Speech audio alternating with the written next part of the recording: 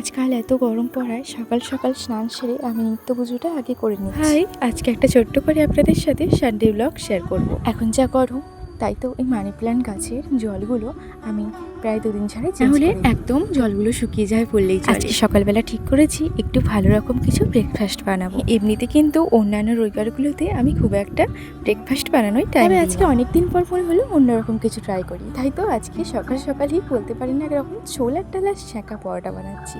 এখন যেহেতু গরম, তাই লুচি টুচি ওইগুলো খুব একটা এই গরমে খেতেও ভালো লাগে না, তাই সিম্পল ভাবলাম ছোলার ডাল আর এই পরোটাটাই বানানো যাক। এখন সময়টা ঠিক ঘড়িতে 9:30। আমার এদিকে রেডি হয়ে গেছে ব্রেকফাস্ট, আজকে ছোলার ডাল আর পরোটা। আমার কিন্তু এই জিনিসটা ভীষণ ভীষণ প্রিয় একটা খাবার। এই মিষ্টি মিষ্টি ছোলার ডাল দিয়ে পরোটাটা জাস্ট ওয়াও লাগে। এবার আমি ব্রেকফাস্টটা সেরে নিয়ে রান্নাবান্না করে নিচ্ছি। রান্নাবান্নার মধ্যে তো চিকেন থাকবেই, যেহেতু আজকে সানডে। আজকাল যেহেতু ভীষণ গরম, সেই কারণে একটুখানি চিকেনটা রিচ কম করার চেষ্টা করেছি। বেশিরভাগ করে আমি সবজি দিয়েছি এখানে, পেঁপে, আলু, বিনস এইসব দিয়ে আজকে চিকেনটা বানিয়েছিলাম একদম হেলদিভাবে।